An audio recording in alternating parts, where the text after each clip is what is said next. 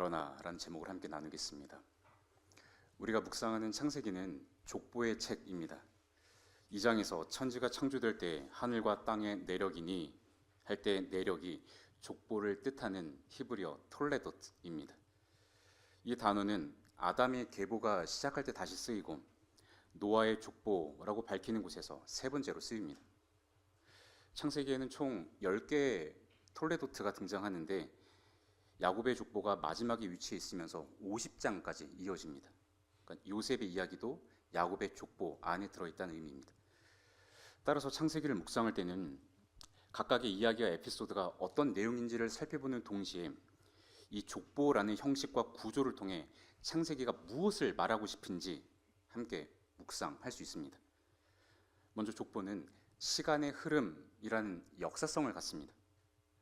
창세기 1차 독자인 이스라엘 공동체에겐 천지의 족보로 시작하여 자신들의 조상 야곱의 족보로 마치는 창세기가 구조적으로 이렇게 들렸을 겁니다. 하늘과 땅을 지으신 창조주 하나님은 우리 이스라엘을 창조하신 하나님이시다. 어째서 이스라엘이 이런 말씀을 들어야만 했을까요?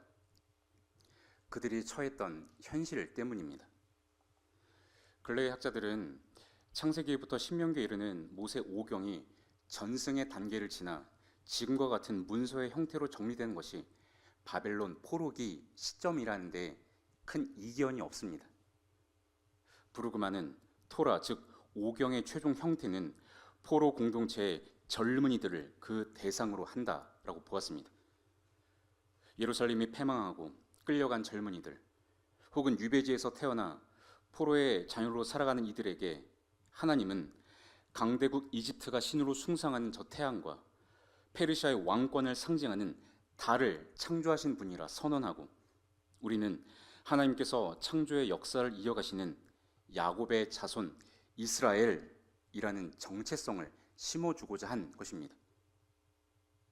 창세기는 족보의 형식으로 세상의 기원과 우리의 뿌리가 하나님께 있음을 밝혀주는 정체성의 책입니다. 한 사람의 이야기를 더 들어보고 싶습니다.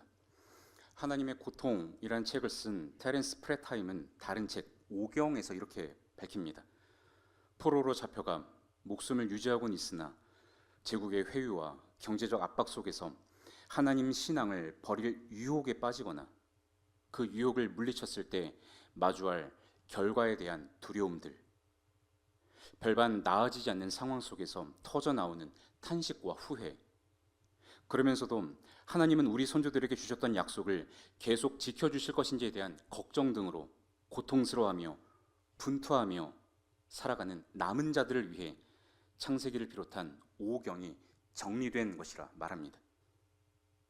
그들이 놓인 경제적인 상황과 정치적인 환난, 그 가운데 겪었던 감정을 들여다보면 돈과 자본의 논리가 하나님 자리를 차지한 이 시대, 그리고 집단적 광귀와 폭력에 사로잡힌 제국주의적 파시즘에 물든 국제 정세 속에서 우리 그리스도인이 경험하는 것과 크게 다르지 않음을 알 수 있습니다.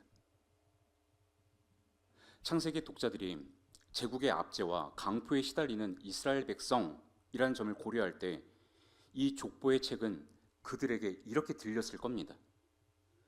지배적인 문화 속에서 내 생명이 끊어질 것 같은 위태로움을 지날 때에도 우리는 창조주 하나님이 돌보시는 백성입니다. 그것이 우리가 부여받은 정체성이기 때문입니다. 우리가 믿는 하나님은 역사의 주권자로서 이 인류 역사 속에 개입하셔서 당신께서 약속하신 생명력을 이어가게 하십니다. 위와 같은 말씀으로 들렸을 겁니다. 하나님은 오늘날에도 여전히 믿고 따를 만한 분인가? 라는 물음에 창세기는 오늘에도 여전히 변함없이 앞으로도 하나님 외에 믿고 따를 분은 없다라고 선언합니다. 창세기는 과거의 이야기이지만 화석처럼 굳어진 유물이 아니라 이 시대 오늘을 사는 그리스도인들을 위해 주시는 하나님의 살아있는 말씀, 우리를 살리게 하는 말씀입니다. 그러나 창세기는 무한 긍정과 위로만을 전하진 않습니다. 족보의 특징은 연속성과 불연속성이 섞여 있다는 점 때문입니다. 족보가 성립하기 위해선 아담이 가인을 낳는 과정이 필요합니다. 부모 세대와의 연속성이 있는 것이죠. 창세기에서 가인의 후손 라멕은 가인의 폭력성을 물려받습니다. 가인을 해하면 그 벌의 7배를 돌려받지만 라멕을 해치면 그 벌의 77배라고 주장했습니다. 마치 눈송이를 굴리면 더욱 커지듯 시간이 흐르면서 가인의 폭력성이 더 잔혹해진 것을 보여줍니다. 라멕의 후손은 기술 문명과 문화를 꽃피웠으나 그것은 성을 쌓는 방식으로 나의 두려움을 극복하려고 한 가인의 확장에 불과합니다. 이것은 연속성을 통해 아담의 계보를 따라가는 인생의 결말이 무엇인지를 보여주는 경고의 의미가 있습니다. 한편 창세기에서 족보가 10개라는 것은 10개의 전환점이 있다는 말과 같습니다. 한 족보가 계속 이어지지 않고 그 사람의 죽음으로 족보가 일단락되죠. 그런 후 다른 족보로 화제가 전환됩니다. 이것이 불연속성입니다. 오늘 본문은 아담의 족보가 종결되고 노아의 족보로 전환되는 지점이 있습니다. 설교의 제목인 그러나가 이 족보의 전환을 주목하도록 합니다.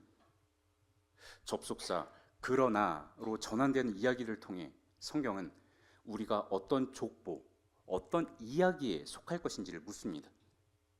바꿔 말하면 우리는 무엇으로부터 낳은 바 되어 어떤 족보에 속한 인생인지를 성찰하게 합니다. 그리고 이 전환점은 무엇보다 하나님의 성품과 의지를 우리에게 열어보이고 있습니다. 10개의 톨레도트를 통해 독자들에게 기대하는 인식의 전환이 있습니다. 9개의 족보를 시작했던 사람들은 모두 죽습니다. 그러나 하늘과 땅을 창조하신 하나님의 죽음은 그 어디에도 언급되지 않습니다. 하나님은 여전히 살아계셔서 고통 중에 분투하는 언약 백성의 삶에 안식을 창조하시고 언약 백성을 통해 새 창조를 완성하십니다. 1절과 2절을 보십시오. 6장은 사람이 땅 위에 번성하기 시작할 때라고 운을 띄웁니다. 여기서 사람은 아담의 족보에 속해 있는 자손들인 걸 생각할 때 하나님 앞에 범죄한 아담과 그의 후손들이지만 하나님은 창세기 1장에서 생육하고 번성하여 땅에 충만하라 명령하시고 약속하신 것을 지키고 계십니다. 더욱이 딸들이 낳다라는 것은 딸들을 통해 후손이 이어지고 번성하도록 하나님께서 은혜를 베푸셨다는 의미입니다. 번성 그리고 딸들은 인간의 연약함과 무도함에도 불구하고 번성의 약속을 이루시는 하나님과의 관계가 생명력의 근원이자 모든 복의 출발점인 것을 깨닫도록 합니다. 그러나 사람은 하나님과의 관계보다 자신과의 관계에 더 집중했고 하나님이 주신 열매로 자신의 탐욕을 채우기에 급급했습니다. 이것을 2절이 보여주죠. 하나님의 아들들이 사람의 딸들의 아름다움을 보고 자기들이 좋아하는 모든 여자를 아내로 삼는지라. 여기서 하나님의 아들들의 정체가 무엇이냐에 관해 해석상의 논쟁이 많았습니다. 크게 3가지로 봅니다. 첫째, 사람과 대비되는 천상의 존재입니다. 천사들이 사람의 딸들과 결혼하여 천상계에 속한 능력을 가진 자들이 이 땅에 출현했다고 보는 해석입니다. 둘째, 하나님의 아들은 곧 문자적으로 신의 아들이란 뜻인데 1차 독자들의 세계에서 신의 아들은 강력한 통치자를 가리킵니다. 예를 들어 고대 이집트 왕의 고유 명사가 무엇이죠? 애굽 왕을 우리가 무엇이라고 부릅니까? 그렇죠, 바로 파라오라고 하죠. 파라오의 뜻은 태양신 라의 아들이란 뜻도 있습니다. 신의 아들이라 불리는 최고 권력자가 자신의 힘을 과시하며 원하는 대로 여자를 아내로 취했다는 관점입니다. 셋째, 하나님의 아들들은 셋의 후손을 가리키고 사람의 딸들은 가인의 후손을 의미한다고 보는 견해입니다. 4장은 가인의 후손의 절정과도 같은 라멕의 노래를 통해 악인의 계보를 강조하고 5장은 아벨 대신 다른 씨로 주신 셋의 후손 계보를 강조합니다. 여기선 가인과 아벨 이야기 없이 아담이 아들을 낳아 셋이라 이름을 붙이기 때문입니다. 4장과 5장은 동시대를 다루고 있지만 삶의 가치관과 지향점에 있어서 가인의 후손과 셋의 후손이 구분되어 있다고 밝히는 데 강조점이 있습니다.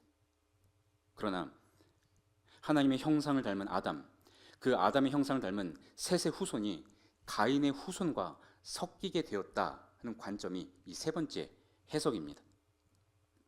성경이 본문의 최종 형태로 읽기를 원한다면 문맥적으로 이해해서 세 번째 견해를 많이 지지합니다. 하지만 하나님의 아들을 천상의 존재나 고대의 강력한 통치자라고 이해해도 본질상은 다르지 않습니다. 왜냐하면 세 견해 모두 하나님이 정하신 경계를 넘어서고 하나님과 다른 것을 섞었다는 점에서는 똑같기 때문입니다. 사람이 혼자 있는 것이 좋지 않다고 보신 하나님은 수많은 천사 중에 하나를 택해서 사람의 짝으로 붙여주시지 않았습니다. 사람을 창조하여 사람과 연합하게 하셨죠. 사람이 천사를 닮아 강력한 힘을 가진 존재가 되길 원하셨다면 천사와 사람을 결합하게 하셨을 겁니다. 그러나 천사와 사람은 섞일 수 없습니다. 사람의 특징은 천사를 닮은 전능성이 아니라 하나님을 닮아 사랑하는 관계로서 존재하는 것이 하나님의 창조 목적입니다. 그리고 강력한 힘을 가진 자가 자신의 욕망에 따라 아내를 취하는 것은 사람을 사랑의 대상이 아니라 사용의 대상으로 보았다는 점에서 하나님이 정하신 질서를 벗어났습니다. 4장과 5장이 모두 아담의 족보를 다루지만 그 계보의 방향성이 다르듯 셋의 후손은 시간의 흐름에 따라 폭력의 문화가 심각해지는 가인의 후손과는 삶의 지향점이 달라야 합니다. 그러나 이들 모두 하나님이 정하신 경계를 넘어섰고 하나님의 질서를 자기 욕망과 섞어버렸습니다. 이런 점에서 선악과를 먹음으로 하나님이 정해주신 선을 넘어 자신의 한계를 극복하고 스스로 하나님이 되려고 한 아담과 하와의 계보를 잇는 후손들이 맞습니다. 본문 2절도 이것을 증언합니다.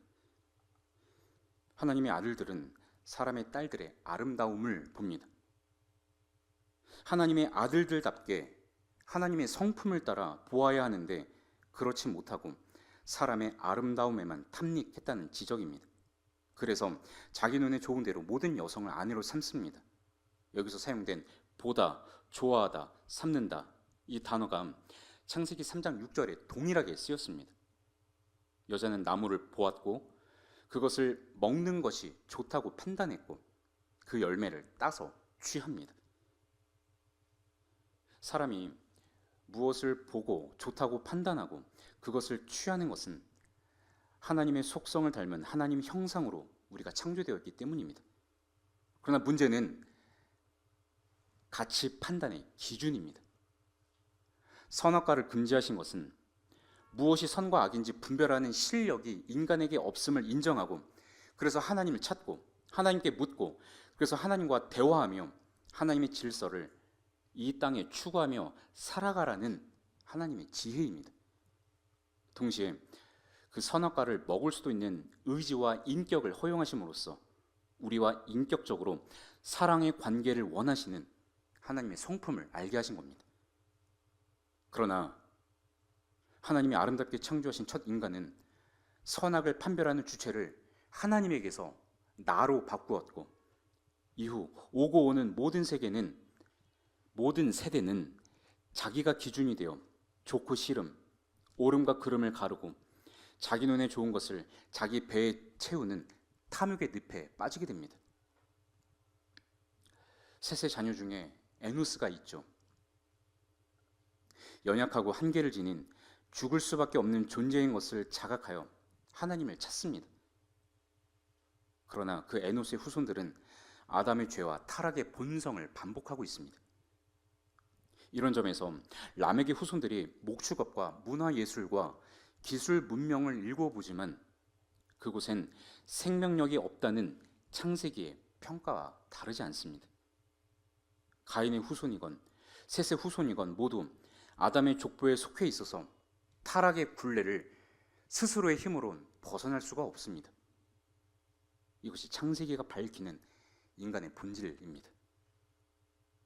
사람은 자기 눈에 좋은 것을 판단하고 그것을 무한대로 취하지만 결국은 자기 생명력을 스스로 갉아먹을 뿐입니다. 그것이 자기 소견에 오른 대로 행한 사사시대이고 솔로몬의 행적이기도 합니다. 오늘 본문에선 3절이 이렇게 밝힙니다. 하나님은 흙으로 사람을 짓고는 그 코에 생기, 하나님의 호흡, 하나님의 영을 불어 넣으셨습니다. 그래서 사람은 생명체, 즉 영적인 존재입니다. 사람은 하나님의 영을 받았기에 하나님의 형상으로서 세상을 다스리는 권세를 부여받았습니다. 그러나 이제는 하나님의 영이 영원히 사람과 함께하지 않으신다 합니다. 하나님을 대리하여 다스리는 권세를 박탈하고 파면하신 겁니다. 이유는 사람을 향한 하나님 창조 목적이 바뀌어서가 아니고 하나님이 변심했기 때문도 아니라 사람이 바뀌었기 때문입니다. 인간은 하나님의 형상으로 지어졌으나 그러나 이제는 육신이 되었습니다. 우리말 육신으로 번역한 히브리어 바샤르는 육체성을 가진 살을 강조합니다. 인간은 하나님의 영이 거세된 살덩이, 고깃덩어리에 지나지 않는다는 말입니다. 인간은 하나님의 영으로 하나님과 소통하는 관계가 단절되었고 이제 인간을 기다리는 것은 그 쌀이 썩어 없어진 것뿐입니다. 너는 흙이니 흙으로 돌아갈지니라 하신 말씀과 같습니다. C.S. 루이스는 순전한 기독교에서 이렇게 말했습니다. 좋은 재료로 만든 피조물일수록 옳은 길로 가면 그만큼 더 선해지지만 그른 길로 가면 그만큼 더 악해지는 법입니다. 창세기에 나오는 인간의 모습을 꼬집는 내용입니다. 하나님의 형상을 닮아 똑똑하고 자유로운 피조물이기에 그른 길로 가면 그만큼 더 악해지는 것이 영악한 인간의 민낯입니다. 가장 선한 것이 타락하면 가장 악한 것이 된다는 말과도 같습니다. 하나님은 인간과 사랑으로 연합하는 관계를 원하셨고 인간이 하나님을 닮아 세상을 사랑으로 품고 돌보는 청지기로 살기를 바라셨으나 인간은 자기 눈에 좋은 것을 취하고 사용함으로써 끊임없이 나를 확장하는 결과만을 원했습니다. 내가 내 삶의 주도권을 쥐고 장악하는 결과를 원했기에 그들이 당하는 결과는 육신이고 그들의 결말은 하나님의 심판입니다. 하나님의 영이 떠나 육신으로 살아가는 것 자체가 이미 심판받고 있다는 증거입니다. 성경은 여기서 그러나 라는 접속사를 붙입니다. 인간은 육신이 되었고 살아도 산 것이 아니기에 그래서 그들을 기다리는 것은 죽음과 부패뿐이지만 그러나 하나님은 그들의 날을 120년 되게 하셨습니다. 그들의 날이 120년이란 말은 몇백 년을 유지했던 인간의 수명을 줄이셨다는 의미로 들리지만 하나님께서 인간을 심판하기로 작정하시고 120년의 유예 기간을 주셨다는 뜻이기도 합니다. 이 구절을 근거로 하나님께서 노아를 부르시고 120년 동안 방주를 짓게 하셨다고도 봅니다. 육신이 된 이들에게 구원의 방주로 들어오고 하나님께로 돌아올 기회를 120년 동안이나 주신 겁니다. 하나님은 스스로의 힘으로는 타락을 극복할 수 없는 자들을 지금 당장 진멸시키시고 새로운 인류를 창조하여 새롭게 시작하셔도 됩니다. 그러나 성경이 증언하는 하나님은 그렇지 않습니다. 인간의 타락과 반역과 불순종에도 불구하고 그러나의 은혜를 베푸십니다. 히브리어 성경에서 3절의 첫 단어는 여호와가 아니라 이르시되입니다. 여호와께서 말씀하셨다라고 강조하는 게 3절입니다. 말씀으로 세상을 창조하신 하나님은 하나님의 형상을 잃은 채 타락한 육신을 향해서도 말씀하십니다. 하나님과 교제하는 자격을 상실한 것처럼 보이는 자들을 위해 그들이 알아들을 수 있도록 말씀으로 말을 걸어 오십니다. 예수님이 눈으로 보여주신 성육신 사건이라면 창세기 6장 3절은 말씀의 성육화, 하나님의 낮아지심입니다. 하나님의 말씀이 있는 한, 말씀하시는 하나님 계시는 한, 하나님의 의지는 여전히 살아 있습니다. 그들의 날이 심판이 될 것을 예고하시면서도 그럼에도 하나님은 육신이 된 자들이 알아들을 수 있도록 말씀하고 계십니다. 그렇게까지 낮아지셔서 대화하자고 하십니다. 스스로의 힘으로는 구원할 수 없는 육신의 한계점을 뚜렷하게 보시고 하나님께 돌아올 기회를 주고 계십니다. 그러나 사람의 욕망은 멈출 줄을 모릅니다. 4절 보십시오. 당시 땅에 네피림이 있었습니다. 네피림은 히브리어 나팔이라는 단어에서 왔는데 떨어짐, 곧 타락한 자들을 의미합니다. 4절 하반절은 이들을 고대의 명성이 있는 사람들, 용사라고 지칭하죠. 하나님은 육신이 된 자들이 알아듣도록 낮아지셔서 말씀으로 심판을 예고하시고 120년의 유예 기간을 정하면서까지 하나님께로 돌아올 기회를 주십니다. 그러나 사람은 그 후에도 사람의 딸들에게로 들어와 자식을 낳았습니다. 앞서 자기 눈에 좋은 대로 취했던 삶을 반복하는 겁니다. 여기서 네피림과 용사라는 표현 때문에 하나님의 아들들이 천상적인 존재이거나 고대의 강력한 힘을 가진 통치자라고 해석할 여지가 있는 것입니다. 하지만 이 4절의 강조점은 3절과의 선명한 대비입니다. 상반되는 방향성을 보십시오. 하늘과 땅을 지으신 하나님은 당신의 뜻이 온 땅에 충만하여 생육하고 번성하도록 자기를 비우고 제한하여 아래를 향하고 계십니다. 그러나 타락한 네피림은 힘을 추구하는 용사가 되어 명성 곧 자기 영광을 얻고자 했습니다. 하나님의 형상 잃어버리자 폭력을 일삼는 용사의 형상을 가져서라도 자기를 높이고 싶었던 겁니다. 하나님은 낮아지시는데 사람은 높아집니다. 하나님의 영이 사라진 곳에는 이렇게 자기를 높이려는 힘의 방식이 흐르게 됩니다. 이 용사의 형상이 확장된 모습이 11장에서 성읍과 탑을 건설하여 자기 이름을 내고 온 지면에 흩어짐을 면하자 외쳤던 바벨의 정신이고 집단적 광기에 사로잡혀 힘의 방식으로 사회를 통제하고 명성 추구하는 제국주의적 정신입니다. 인간이 하나님의 형상을 잃어버리고 육신이 된 결과입니다. 하나님은 육신이 된 우리와 인격적으로 교제하기 위해 낮아지시는데 사람은 자기 중심성을 끊임없이 확장하여 높아지고자 합니다. 이렇게 하나님과 다른 방향으로 걷는 것이 죄입니다. 하나님과 다른 방향성, 그것이 죄입니다. 그래서 하나님은 사람의 죄악이 세상에 가득함과 그의 존재와 인격으로 생각하는 계획이 항상 악할 뿐임을 보셨습니다. 여기서 가득함이 1절에 있는 번성과 어원이 같습니다. 하나님은 선한 목적을 따라 번성케 하셨는데 사람은 죄악의 번성으로 화답했습니다.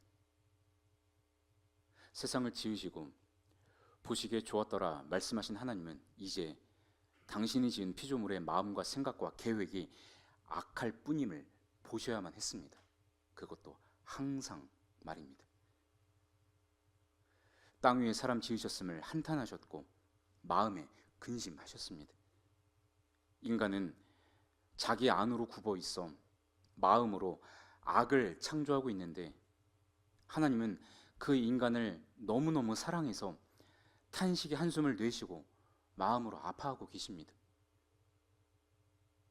한 가지 주목할 것은 하나님이 인간의 생각과 계획과 행동에 따라 영향을 받으신다는 사실입니다.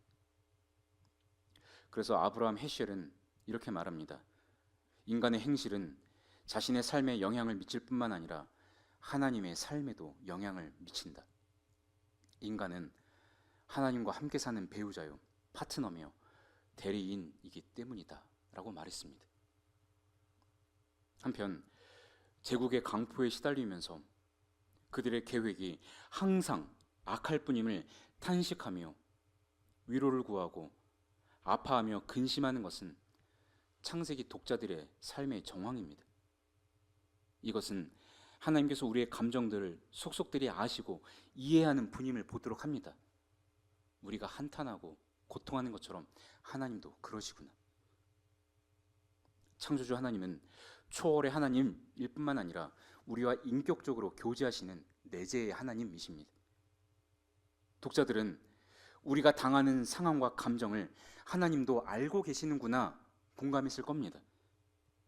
아울러 지금 제국의 압제 속에서 자신들의 마음에서 빚어나오는 생각과 계획도 힘을 추구하는 용사의 정신과 크게 다르지 않음도 보았을 것이고, 변하지 않는 나의 본성 때문에 하나님께서 괴로워하고 계심도 생각했을 겁니다.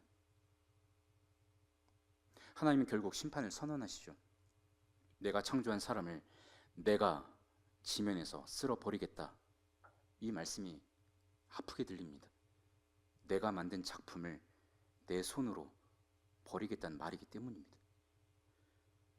사람으로부터 가축과 기는 것과 공중의 새까지 지면에서 쓸어버리신다는 이 말씀은 사람의 타락으로 인해 온 피조물이 부패하게 되었음을 의미합니다.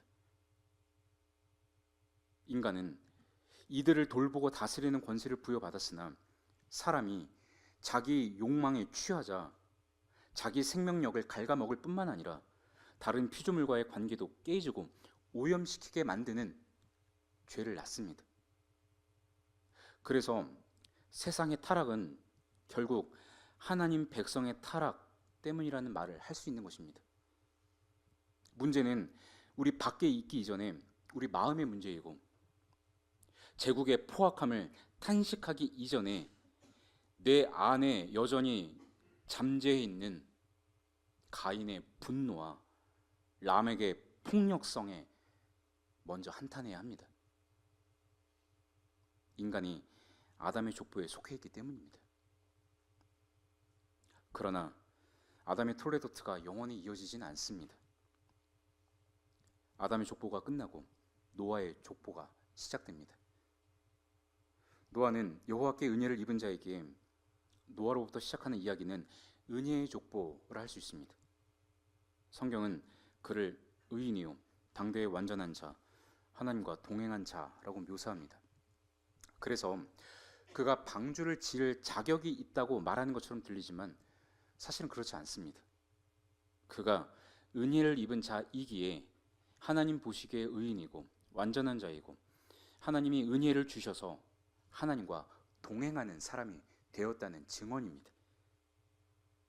노아의 족보에서 강조점은 그가 무엇을 했는가 이전에 하나님의 변치 않는 은혜입니다.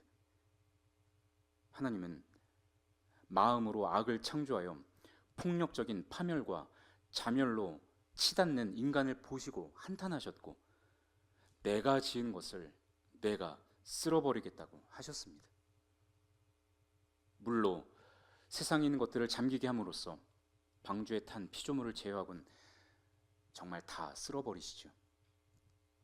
하나님은 물을 갈라 뭇 땅을 드러내어 창조하셨습니다. 그러나 이제는 물로 땅을 다 잠기게 하는 역행의 일을 벌이십니다.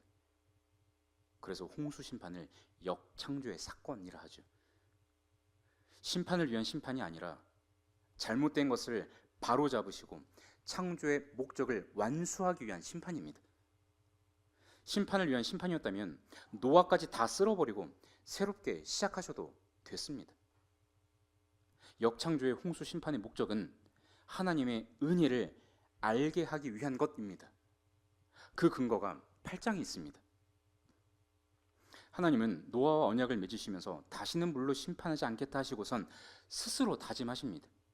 내가 다시는 사람으로 말미암아 땅을 저주하지 아니하리니 이는 사람의 마음이 계획하는 바가 어려서부터 악함이라. 문맥적으로 받아들이면 홍수 심판 이후 사람의 악함이 심판 이전의 악함과 다르지 않다는 말씀입니다.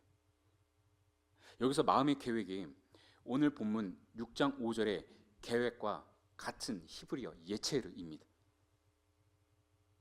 인간은 마음에서 빚어내는 생각과 악함은 홍수 심판 후에도 변함이 없고 스스로의 힘으로도 극복할 수 없습니다. 이것이 창세기가 증언합니다. 그렇다면 희망은 어디에 있습니까? 결국 희망은 하나님의 은혜에 있습니다. 아무리 문명과 문화를 꽃피운다 해도 가인의 폭력성과 잔혹성은 사라지지 않습니다. 오히려 시간이 갈수록 힘을 추구하는 용사의 정신, 바벨의 문화는 더 견고해집니다. 그것을 오늘 본문 10장에서는 니므롯, 용사 이야기에서 보았고 내일 본문에선 바벨의 이야기를 통해 보게 될 것입니다. 그리고 오늘날 우리는 화려해 보이지만 실상은 천박한 강대국의 횡포를 통해 분명히 목도합니다. 인간의 폭력성은 완화되지 않습니다. 이런 인간의 모습을 보며 하나님은 탄식하며 심판을 준비하시지만 동시에 노아에게 은혜를 베풀어 심판 중에서도 생명을 이어가게 하시고 새 창조의 목적을 진행하십니다. 이 하나님의 변치 않으시는 자비로움과 사랑만이 모든 인간의 소망입니다. 말씀 정리하겠습니다. 나타라는 동사에서 족보, 톨레도트라는 단어가 파생되었다 했습니다. 그리고 이렇게 질문했습니다. 우리는 무엇으로부터 낳음바 되어 어떤 족보에 속한 인생입니까? 아시다시피 우리는 하나님의 은혜로 낳음바 된 하나님 나라 언약 백성입니다. 그러면 언약 백성이 마땅히 생각해야 할 것은 무엇입니까? 홍수 심판은 창조의 역행입니다. 그 역행으로 하나님은 역사를 바로잡으시는 행동을 하셨습니다. 하나님은 피조물을 물에 잠기게 함으로써 새로운 창조를 시작하셨습니다. 전망이 어둡고 가망이 없고 희망도 없는 모든 것이 다 잠겨서 이제는 절망밖에는 없다 말할 때, 그럼에도 하나님은 그러나의 일을 시작하실 수 있습니다. 온 세상의 주권은 힘을 지닌 용사가 아니라 자기를 비워 우리를 품으시고 받아주시는 은혜의 하나님께 있습니다. 그렇다면 하나님의 은혜에 화답하는 방법은 무엇일까요? 하나님이 물로 세상을 심판하셨다는 사실에서 문득 하나의 그림이 떠올랐습니다. 어떤 장면일까요? 방주가 예상되시죠? 죄송합니다. 방주를 기대하셨다면 죄송합니다. 제가 떠올린 것은 보물선입니다. 바다에 수장되었다가 오랜 시간이 지나 발굴된 유물들입니다. 홍수 심판은 방주 외의 모든 것을 수장시킨 사건입니다. 은유적으로 말하면 땅에 있는 것들은 모두 물에 잠긴 후 나온 보물선, 유물과도 같다는 것입니다. 그것에 경제적 가치가 있다고 가격을 매기고 경매에도 붙이지만 결국 본질은 보시는 대로 썩어 없어질 것들입니다. 물에 잠겨버린 보물선처럼 부식되고 부패할 것입니다. 하나님 은혜에 화답하는 언약 백성의 삶의 방식 무엇입니까? 썩어 없어질 것들 탐하지 않고 그것으로 자기 영광과 자기 명성 추구하지 않는 것입니다. 노아는 하나님과 동행했다 합니다. 함께 걷는 동행은 함께 보는 동향에서 나옵니다. 같은 곳을 봐야 같이 걸을 수 있죠. 올 한 해 하나님과 동행하기 위해 하나님과 같은 곳을 보는 동향 시선이 우리에게 있기를 원합니다. 노아의 이름의 뜻 위로, 안위입니다. 하나님께서 죄악이 가득한 이 세상을 보시며 탄식하시지만 은혜를 입고 은혜로 살아가는 우리의 삶을 통해 하나님께서 위로를 받으시면 좋겠습니다. 아브라함 헤셀의 말을 다시 들려드립니다. 인간의 행실은 자신의 삶에 영향을 미칠 뿐 아니라 하나님의 삶에도 영향을 미친다. 왜냐하면 인간은 하나님과 함께 사는 배우자요, 파트너며 대리인 때문이다. 이런 신분을 우리가 받아서 살고 있는 것을 깨달아 하나님과 함께 살아가기를 바랍니다. 은혜의 계보에 속해 있기에 하나님께서 지금 내 형편과 내 사정과 함께 해달라는 그 기도를 넘어서서 하나님이 계시는 곳에 나도 함께 있게 해달라는 기도로 전환되기를 원합니다. 하나님 나와 함께 하소서에서 하나님 내가 당신과 함께 하겠습니다. 믿음을 따르는 의의 상속자로 살아가며 역사를 바로잡기 위해 행동하시는 하나님 닮아 세상을 품고 서로를 품는 은혜가 있기를 간절히 축원드립니다. 하나님의 영을 잃어버려 육신이 된 우리를 예수님의 십자가와 부활과 승천을 통해 성령을 부어주심으로 하나님 형상으로 거듭나게 해주신 은혜에 감사합니다. 은혜로 나음받은 언약 백성이지만 그러나 여전히 힘과 돈의 방식의 매력을 느끼고 그것이 없으면 홍수에 떠밀리고 거센 파도의 물결에 잠길 것 두려워하여 여전히 그것 때문에 전전긍긍하는 육신의 흔적이 우리 안에 있음을 고백합니다. 이미 물에 다 수정된 것들에 마땅한 가치 부여하여 결국 썩어 없어질 것임을 알고 그것을 사용하되 그것을 맹목적으로 추구하지 않도록 성령님 우리 삶을 간섭하여 주옵소서. 모두가 돈이 전부라고 말하는 시대에 그러나 우리는 하나님 통치를 구하고 그 뜻에 순복하기를 즐거워하는 백성 되게 하소서. 하나님이 형상답게 하나님을 닮아 이 세상을 사랑하고 낮아지며 돌보는 품의 길을 걸어가게 하소서. 그래서 하나님께서 우리와 함께 하실 뿐만 아니라 우리가 주님의 마음이 머무는 곳을 함께 보는 동향의 삶, 그래서 주님과 함께 걸어가고 살아가는 동행의 여정 되도록 역사하소서. 하나님께서 우리 모습을 통해 영광 받으시고 우리를 통해 위로 받으시는 역사도 허락하여 주옵소서. 예수님의 이름으로 기도하옵나이다.